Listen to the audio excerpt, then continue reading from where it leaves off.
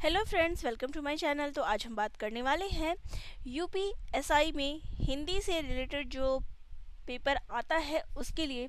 देखिए, 40 नंबर का प्रश्न आपका हिंदी से पूछा जाता है। तो अब हम यहाँ पर डेली यूपीएसआई की तैयारी करने वाले हैं, जिसमें आपको मूल विधि और ये जो आपका हिंदी का आता है, ये दोनों ही चीज़ों की तैयारी यहाँ पर कराई जाएगी। यानी 40 नंबर का ये हो गया, प्लस आपका वो हो गया सामान्य ज्ञान का। इन्हीं दोनों की तैयारी यहाँ पर मैं करवाऊँगी। तो ये हमारा पहला प्रैक्टिस टेस्ट है। तो यहाँ पर काफ़ी ज़्यादा प्रैक्टिस टेस्ट मैं आपको पेपर से पहले कराने की ज़रूर कोशिश करूँगी। तो चलिए आज के प्रश्नोत्तरी हम शुरू कर देते हैं। जो हमारा पहला प्रैक्टिस टेस्ट है यूपीएसआई का, ठीक है। चलिए, तो प्रश्न यहाँ पर है, निम्नलिखित प्रश्न 4 विकल्पों में से उस विकल्प को चुनिए जो सही पूर्ण रूपेण वर्ण विच्छेद वाला है। तो यहाँ पर प्रश्न है कि कृपण को जब हम विच्छेद करेंगे तो यहाँ पर क्या आंसर आएगा। तो राइट आंसर हमारा क्या हो जाएगा यहाँ पे। देखिए, सबसे पहले री का साउंड आ रहा है, तो क जमा री जमा प जमा अ जमा न जमा अ, ये हमारा राइट। यहाँ क्यों, ये देखिए ये क्यों गलत है, यहाँ पे आ गया है, आ तो है ही नहीं यहाँ पे कहीं पे, ठीक है। हमारा ये कट गया। अब यहाँ पे भी क्या है, आ रहा है इसलिए कट गया। यहाँ पे क्या है, अ है, तो हमारा डी ऑप्शन यहाँ पर राइट हो जाएगा। चलिए मिलते हैं नेक्स्ट क्वेश्चन में। तो नेक्स्ट क्वेश्चन है, संज्ञा का भेद नहीं होता, व्यक्तिवाचक, जातिवाचक, निजवाचक या फिर भाववाचक। तो यहाँ पे इसका राइट आंसर क्या हो जाएगा। देखिए, व्यक्तिवाचक होता है, जातिवाचक संज्ञा होता है, भाववाचक होता है, लेकिन इसके अलावा अगर हम दो भेदों की बात करें तो आपको द्रव्यवाचक और समूहवाचक मिलेगा। लेकिन निजवाचक जो है ये संज्ञा के भेद में नहीं आता। संज्ञा के कुल कितने भेद होते हैं, तो 5 होते हैं, व्यक्तिवाचक, जातिवाचक, भाववाचक, द्रव्यवाचक और समूहवाचक। चलिए नेक्स्ट क्वेश्चन में आते हैं। वचन किसके लिए प्रयोग किए जाते हैं, संज्ञा, सर्वनाम, विशेषण या फिर अलंकार के लिए। तो देखिए, वचन, एक वचन और बहुवचन, ये किसके लिए प्रयोग किए जाते हैं। तो वचन जो है ये संज्ञा के लिए प्रयोग किए जाते हैं। नेक्स्ट है, इनमें से सर्वनाम की उपयुक्त परिभाषा कौन सी है। क्रिया के स्थान पर प्रयुक्त होने वाले शब्द, विशेषण के स्थान पर प्रयुक्त होने वाले शब्द, संज्ञा के स्थान पर प्रयुक्त होने वाले शब्द या फिर क्रिया विशेषण के स्थान पर प्रयुक्त होने वाले शब्द। तो सर्वनाम क्या होता है, तो सर्वनाम होता है जो शब्द संज्ञा के स्थान पर प्रयुक्त होता है उसको सर्वनाम कहते हैं। जैसे राम की जगह पे हम क्या प्रयोग कर सकते हैं, वह। तो ये हो गया हमारा। चलिए नेक्स्ट क्वेश्चन पे आते हैं। नेक्स्ट क्वेश्चन है, इनमें से किस वाक्य में अकर्मक क्रिया है। श्याम सोता है, ये चीजें तुम्हारा जी ललचाती है, वह अपना सिर खुजलाता है, मैं पुस्तक पढ़ता हूँ। तो यहाँ पे अकर्मक क्रिया कौन सी है। तो देखिए, ये चीजें, तो यहाँ पे चीजों के बारे में आ गया, सिर के बारे में आ गया, पुस्तक के बारे में आ गया, तो ये सारी सकर्मक है। लेकिन श्याम सोता है, तो यहाँ पर ये वाक्य क्या है, अकर्मक क्रिया है। तो अकर्मक क्रिया क्या होती है कि जिस वाक्य का परिणाम जो है ये स्वयं कर्ता पर पड़ता है, ना कि कर्म पर। अब यहाँ पे देखिए, चीज पे आ गया, यहाँ पे सिर पे आ गया, यहाँ पे पुस्तक पे आ गया, तो इसलिए ये हो गया हमारा सकर्मक। लेकिन यहाँ पर क्या है, डायरेक्ट क्या है, कर्ता पे पड़ रहा है, श्याम सोता है, श्याम पे पड़ रहा है, तो यहाँ पे हो गया अकर्मक। चलिए नेक्स्ट है, निम्नलिखित में से कौन सा तत्सम शब्द नहीं है, प्रहार, स्पर्श, पटल या फिर पान। तो यहाँ पे जो राइट आंसर हो जाएगा पान। पान जो है ये तत्सम शब्द नहीं है, बल्कि ये तद्भव शब्द है, ठीक है। चलिए, तत्सम कौन से होते हैं, जो शब्द संस्कृत से ले लिए जाते हैं, और तद्भव जिनका हमें संस्कृत का तोड़कर जो शब्द मिलता है वो होता है। चलिए, नील कमल शब्द में कौन सा समास है, द्विगु समास, बहुब्रीहि समास, अव्ययी भाव समास या फिर कर्मधारय समास। नील कमल, नीला है जो कमल, और है जो किसमें आता है, जिसमें कर्मधारय है, ठीक है। नेक्स्ट है, इनमें से कौन सा शब्द कदर का पर्यायवाची शब्द नहीं है, आदर, श्रद्धा, महत्व या फिर विस्मय। अब यहाँ पर इसका राइट आंसर क्या हो जाएगा, विस्मय का तात्पर्य क्या होता है, आश्चर्य, ठीक है। कदर, मान, प्रतिष्ठा, इज्जत, अहमियत, आदर, श्रद्धा, महत्व देना, लेकिन विस्मय का जो तात्पर्य होता है वो होता है आश्चर्य, इसलिए डी ऑप्शन राइट हो जाएगा। नेक्स्ट है, निम्नलिखित वाक्यों में से शुद्ध वाक्य पहचानिए। श्री राम और रावण के बीच घोर युद्ध हुआ, यह लड़के ने कोई काम ठीक से नहीं किया, रविवार को हम चर्च को जाते हैं, दुर्जन लोगों को सुधारना कठिन है। अब यहाँ पे शुद्ध वाक्य कौन सा है? तो राइट आंसर हो जाएगा श्री राम और रावण के बीच घोर युद्ध हुआ, ये शुद्ध है। अब यहाँ पे देखिए, यह लड़की ने कोई काम ठीक से नहीं किया, यह नहीं आएगा, यहाँ पे क्या आएगा, इस लड़की ने कोई काम ठीक से नहीं किया। रविवार को हम चर्च को जाते हैं, रविवार को हम चर्च जाते हैं, को नहीं आना था।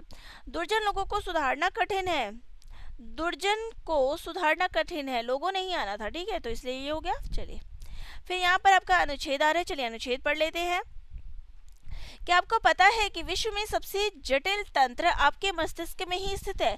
शताब्दियों में मस्तिष्क की तुलना मनुष्य द्वारा बनाई गई विभिन्न मशीनों से ही की जाती थी। यह सब जानते हैं कि सबसे आधुनिक मशीन कंप्यूटर है, जिससे मस्तिष्क की तुलना की जाती है। कंप्यूटर की क्रिया बहुत ही तेज होती है, लेकिन उसके कार्य सीमित है, क्योंकि कंप्यूटर मनुष्य द्वारा किए गए कार्यक्रमों के अनुसार ही काम करता है। इस तरह कोई भी मशीन मस्तिष्क की बराबरी नहीं कर सकती।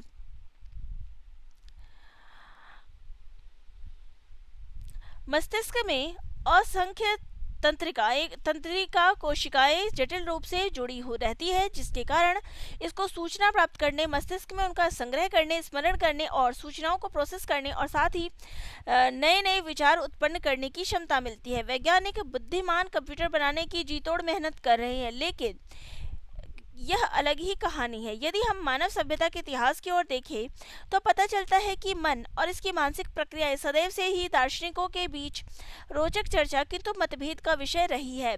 अभी कुछ ही समय पहले तक हम मस्तिष्क की प्रकृति के बारे में या शरीर के इसके संबंध में बहुत कुछ नहीं जानते थे।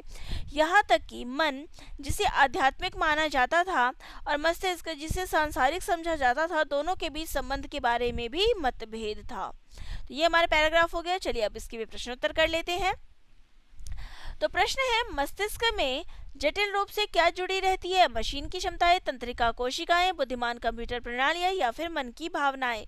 तो राइट आंसर है यहाँ पे तंत्रिका कोशिकाएं। नेक्स्ट है, किन दोनों के बीच संबंध के बारे में मतभेद था? मन और मनुष्य, वैज्ञानिक और कंप्यूटर, मन और मस्तिष्क या फिर मनुष्य और कंप्यूटर? तो राइट आंसर हो जाएगा मन और मस्तिष्क, ठीक है। चलिए नेक्स्ट है, विश्व में सबसे जटिल तंत्र कहाँ स्थित है? मशीन में, कंप्यूटर में, मन में या फिर मस्तिष्क में? तो राइट आंसर है यहाँ पर ऑप्शन नंबर डी, मस्तिष्क में। नेक्स्ट है, जहाँ एक शब्द के साथ अनेक अर्थ चिपके रहते हैं वहाँ कौन सा अलंकार होता है?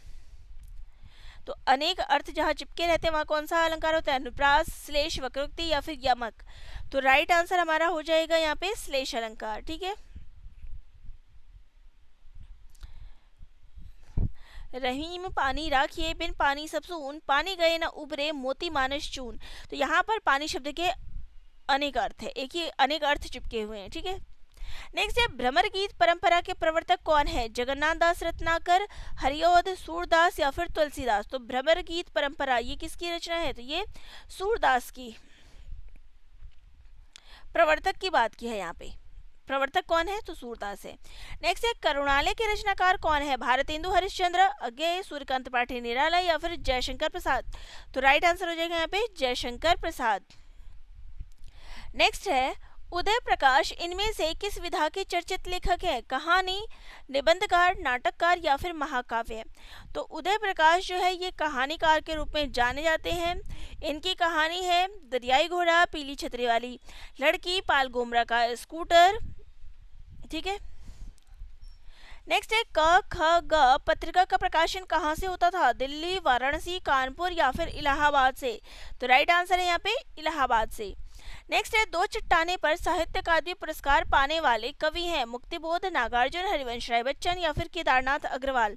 तो राइट आंसर हो जाएगा हरिवंश राय बच्चन।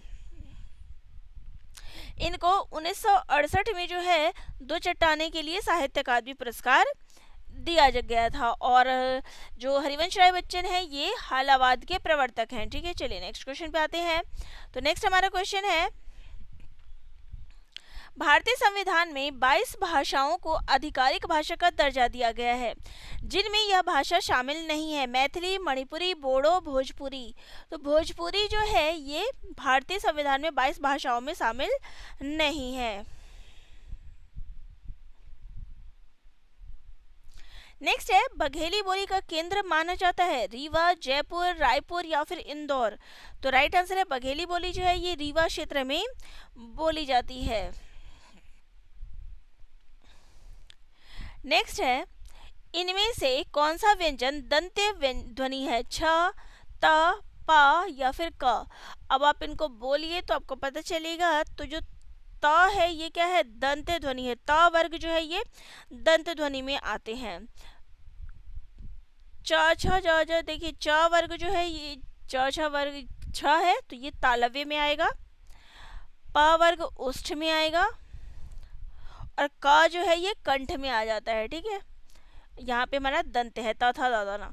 ठीक है, नेक्स्ट है राम संज्ञा का कौन सा प्रकार है, जातिवाचक संज्ञा, व्यक्तिवाचक संज्ञा, समूहवाचक संज्ञा या फिर भाववाचक। राम, राम जो है अब किसी एक लड़के का नाम है तो ये क्या हो गया, व्यक्तिवाचक संज्ञा हो गया, किसी जाति का नाम नहीं। अगर लड़का होता तो जातिवाचक होता। नेक्स्ट है इनमें कौन सा शब्द पुल्लिंग नहीं है, कविता, निबंध, उपन्यास या फिर लेख। तो राइट आंसर यहाँ पे क्या हो जाएगा, कविता। कविता जो है ये पुल्लिंग नहीं बल्कि ये स्त्रीलिंग है। निम्नलिखित में से किस शब्द का वचन एक सा नहीं रहता, बेटा, काका, चाचा या फिर फूफा। तो राइट आंसर हो जाएगा यहाँ पे बेटा। बेटा जो है ये एक वचन नहीं रहता। देखिए काका जो है एक काका होंगे तब भी, चार काका होंगे तो भी काका ही बोला जाएगा, चाचा ही बोला जाएगा, फूफा ही बोला जाएगा। लेकिन बेटा जब बहुवचन में तो उसको बेटे कहा जाता है। ठीक है, नेक्स्ट है राम का भाई भरत है, इस वाक्य में कौन सा कारक है, अपदान कारक, संबंध कारक, संप्रदान कारक या फिर अधिकरण कारक। राम का भाई, यहाँ पे क्या है, तो यहाँ पे संबंध बता रहा है तो बी ऑप्शन राइट हो जाएगा। नेक्स्ट है निम्नलिखित प्रश्न में वाक्य की संरचना के आधार पर उसका भेद बताइए। अनु को देखकर निबंध लिखा, कृदंत क्रिया, पूर्वकालिक क्रिया, नाम धातु क्रिया या फिर संयुक्त क्रिया। तो राइट आंसर हो जाएगा यहाँ पे पूर्वकालिक क्रिया। लिखा, लिख नहीं रहा है, लिखा, तो पूर्वकालिक क्रिया। नेक्स्ट है न्यूनतम विशेषण की कौन सी अवस्था है, मूलावस्था, प्रथमावस्था, उत्तरावस्था या फिर उत्तमावस्था। न्यूनतम, तो अब ये क्या आएगा, ये उत्तम अवस्था है। अब देखिए यहाँ पे क्या होता है, अगर बोले तो देखिए मूल शब्द क्या है, मूल शब्द है हमारा न्यून, उससे क्या बन गया न्यूनतर, और फाइनल में क्या बन गया, उत्तर अवस्था बोलते हैं सेकंड को, और उसमें बन गया न्यूनतम। ये हो गया उत्तम अवस्था।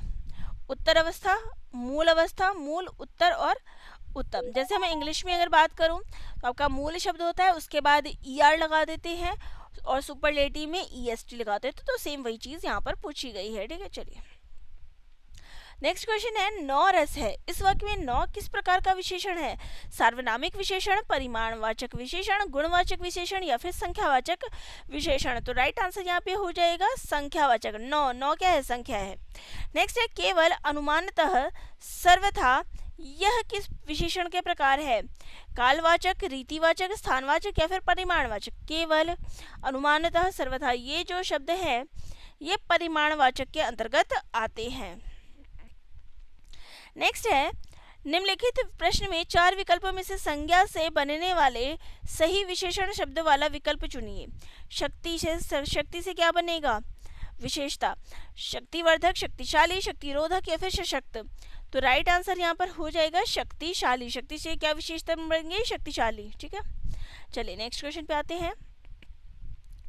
तारे आकाश में चमक रहे हैं, इस वाक्य में आकाश में किस प्रकार का क्रिया विशेषण है, कालवाचक क्रिया विशेषण, परिमाणवाचक क्रिया विशेषण, रीतिवाचक क्रिया विशेषण या फिर स्थानवाचक क्रिया विशेषण। तो आकाश में ये कौन सा हो गया, तो ये स्थान बता रहा है कहाँ पे है, तो आकाश में है। ठीक है, चलिए नेक्स्ट है इनमें से कौन सा शब्द पाश्चात्य का विलोम है, पौर्वात्य, शाश्वत, पूर्ववर्ती या फिर विदेशी। तो शब्द क्या है, पाश्चात्य, तो इसका विलोम क्या हो जाएगा, तो इसका विलोम हो जाएगा पौर्वात्य। ठीक है, नेक्स्ट है इनमें से कौन सा शब्द तद्भव नहीं है, चना, चमार, चकवा या फिर चंद्र। तो यहाँ पे तद्भव, तो यहाँ पे देखिए राइट आंसर हो जाएगा चंद्र। ये तद्भव नहीं बल्कि ये तत्सम है। चना का जो तत्सम होता है वो होता है चणक, चमार का जो तत्सम होता है वो होता है चर्मकार, चकवा का जो तद्भव होता है, तत्सम होता है, सॉरी, वो होता है चक्रवात, ठीक है। तो चंद्र जो है ये क्या है, तत्सम है, ठीक है। नेक्स्ट है अप उपसर्ग दिए गए विकल्पों में से किसके साथ प्रयुक्त होता है, जय, राम, मान या फिर रण। तो अब यहाँ पे देखिए अप किसके साथ जुड़ेगा, अपमान, अपजय तो नहीं होगा, अपराम भी नहीं होगा, अपरण भी नहीं होगा, लेकिन अपमान होता है, ठीक है। किस शब्द में प्रत्यय प्रयुक्त नहीं है, पशुओं, लोगों, पीढ़ी या फिर सदस्यों। अब यहाँ पे प्रत्यय कहाँ नहीं लगा हुआ है, तो देखिए पीढ़ी, पीढ़ी में कोई प्रत्यय नहीं है। पशुओं ओ प्रत्यय हो गया, लोगों ओ प्रत्यय यहाँ भी हो गया, सदस्यों ओ प्रत्यय हो गया, लेकिन पीढ़ी में कोई भी प्रत्यय नहीं है। डी सी ऑप्शन राइट हो जाएगा।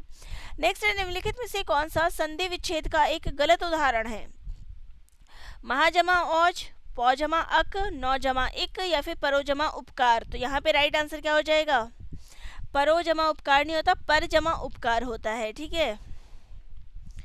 चलिए नेक्स्ट क्वेश्चन है तत्पुरुष का संधि विच्छेद कौन सा होगा। तो तत्पुरुष का संधि विच्छेद क्या हो जाता है, तद जमा पुरुष क्या बन जाएगा, तत्पुरुष। नेक्स्ट है इनमें से कौन सा शब्द खर शब्द का समानार्थी है, एक राक्षस का नाम, तिनका, एकमात्र या फिर गधा। तो राइट आंसर हो जाएगा यहाँ पे एकमात्र। ये खर का समानार्थी नहीं है। एक राक्षस का नाम खरदूषण था, खर और दूषण, तो राक्षस का नाम है। तिनका खर उसको बोला जाता है, गधा भी बोला जाता है, ठीक है। चलिए धन का मतलब क्या होता है, अंक, अर्थ, स्वार्थ या फिर कोश। तो राइट आंसर क्या हो जाएगा, धन का अर्थ होता है अर्थ, ठीक है। नेक्स्ट है विनोद को उस विद्यालय में इम्तिहान देने वाला बनकर जाना है, विशेषज्ञ, परीक्षक, अध्यापक या फिर समन्वयक। इम्तिहान लेने वाला, उसके लिए एक शब्द क्या होगा, तो इम्तिहान लेने वाले को क्या कहा जाता है, तो वो कहा जाता है परीक्षक, ठीक है। तो चलिए आज की वीडियो में हम इतने ही प्रश्नोत्तर करेंगे। तो ये हमारा एक कंप्लीट प्रैक्टिस सेट जो है यहाँ पर कंप्लीट हो गया है। तो जिन्होंने भी अभी तक सब्सक्राइब नहीं किया है एक बार सब्सक्राइब ज़रूर कर लीजिएगा, ताकि जो आगे हमारी परीक्षा की तैयारी है वो भी बेहतर रूप से यहाँ पर हो सके। इसी प्रकार से वीडियो यहाँ पर आपको मिलते रहेंगे। वीडियो अच्छी लगी चैनल को लाइक शेयर सब्सक्राइब कर लीजिएगा। धन्यवाद।